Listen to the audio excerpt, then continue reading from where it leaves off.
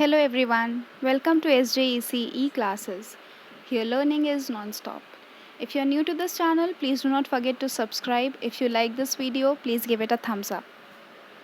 Today we are going to study The Merchant of Venice by William Shakespeare.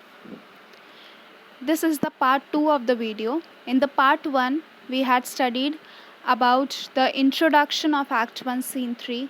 Act 1 Scene 3 is an exposition of the villain of the play, that is Shylock. We were introduced to Shylock. We came to know that Bassanio comes to Shylock to ask for money, and along with him comes Antonio.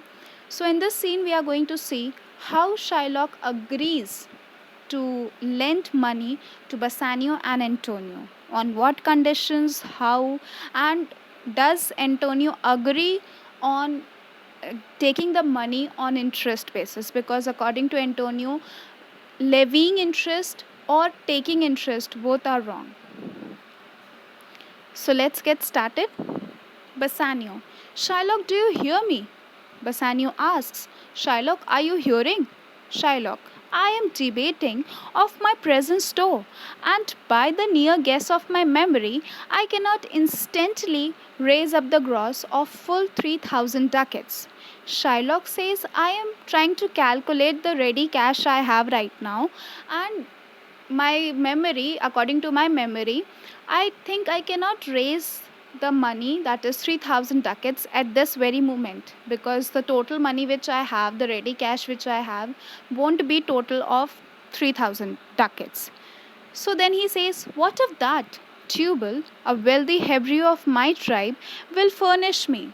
But soft, how many months do you desire? To Antonio: Rest you fair, good Signia, your worship was the last man in our mouths.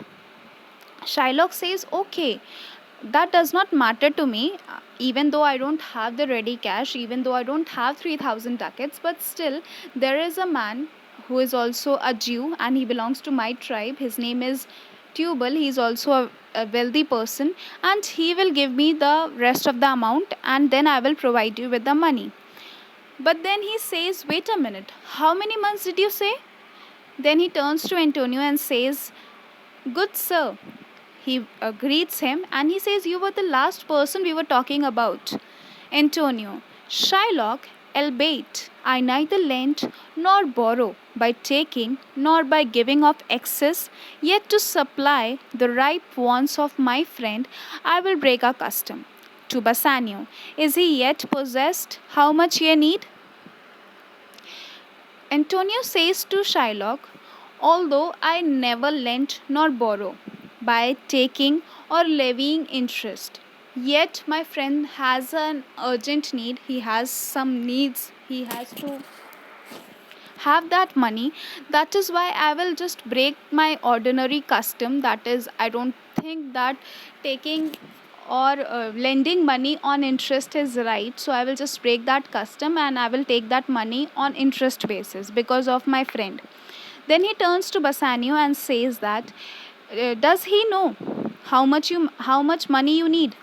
See, from here, from these lines of Antonio, we can clearly say that Antonio dislikes Shylock, not only for his nature, for his caste, but also for the practices he do. Means he takes money from people, he gives money to them first of all on high rate of interest, because they are in need and they have certain problems, so they are ready to take it. But later on, Shylock, tortures those people to take that rate of interest from them. So according to Antonio, that was very wrong.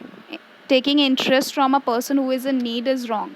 If you lend money to someone, we should try to help others. So that this is the total contrast between Shylock and Antonio. They both are very different, and from these lines you can see, and it is very very clear. Shylock: A 3,000 ducats. Shylock says, yes, yes, I know, 3,000 ducats. Antonio: and for 3 months. Yes, 3,000 ducats, but for 3 months. Shylock: I had forgot. 3 months you told me so. Well then, your bond, and let me see. But hear you, me thought you said you neither lent nor borrow upon advantage. Shylock says, "Oh, I had forgotten. You already told me that you need 3,000 ducats for 3 months." Then he says, "Okay, but your bond, let me see. And first of all, hear me. I thought you said that you neither lent nor borrow upon interest." Antonio, "I do never use it." He says, "No, I don't ever take interest from someone I lend money, nor I think this practice is fine." But from here also we can see that Antonio is a very, very good friend. He is breaking his usual custom, he is breaking his habit of not supporting the interest practice. He does not like the whole system of taking interest or giving interest, but still for his dear friend he is ready to do so. Antonio, "I do never use it." Shylock, "When Jacob grazed his uncle Laban's sheep, this Jacob from our holy Abraham was, as his wise mother wrought in his behalf, the third possessor. He was third." Now Shylock is telling about a story from the book of Genesis, the Holy Bible. The chapters are 25 and 27. He's telling a story that Jacob was aided by his mother Rebekah to succeed his father Isaac to the family's estates. And Jacob was not the first person to succeed, as he was the younger child, but he elbowed his elder brother, that is Esau, out of the way, and he became the third in line. That is, the third possessor he became with the help of his mother, that is Rebecca. So Shylock gives this example of Jacob, and he tells about Laban's sheep, his uncle Laban's sheep, and all that. So now Antonio asks, "And what of him? Did he take interest?" And when Shylock gives the instance of Jacob, Antonio asks, "What about him? Did he also charge interest?" Shylock, "No, not take interest. Not as you would say, directly interest. Mark what Jacob did when Laban and himself were compromised, that all the inlings which was freaked and pied should fall as Jacob's hire." Now Shylock is giving the other story. He's telling another story, another instance of Jacob, that how Jacob used a trick with Laban's sheep, his uncle's sheep, that there was a condition that Laban put in front, that the striped sheeps, the spotted fleece, would go to Jacob's share, and the other, if they are not spotted or they are not striped, then it will belong to Laban. So what did Jacob do? He took a trick, he used a trick, and when it was almost autumn, so he put in front some, when the sheep were about to mate, he put in front of them some spotted grasses, and it was believed that whatever the sheep saw before mating, their children would come like that only, means their color, their complexion would become the same. So after the babies of the sheep were born, they were spotted and striped, and that is why it turned out to be Jacob's share. And this way he used a trick to earn that profit. So Shylock says that this was a way of gaining profit, and he was blessed. The profit is a blessing as long as men don't steal it. So now Shylock has a total different belief. He says that earning interest, taking interest from somebody, is a kind of profit, and it is a blessing until and unless a person cheats. So Shylock's belief is totally different from that of Antonio. Shylock believes it's okay to take interest from anyone, and it is not wrong. But if a person steals, that's wrong. So he is nowhere of his mind that taking interest, charging interest is wrong. Antonio says, "This was a venture, sir, that Jacob served for, a thing not in his power to bring to pass, but swayed and fashioned by the hand of heaven was this inserted to make interest good. Or is your gold and silver ewes and rams?"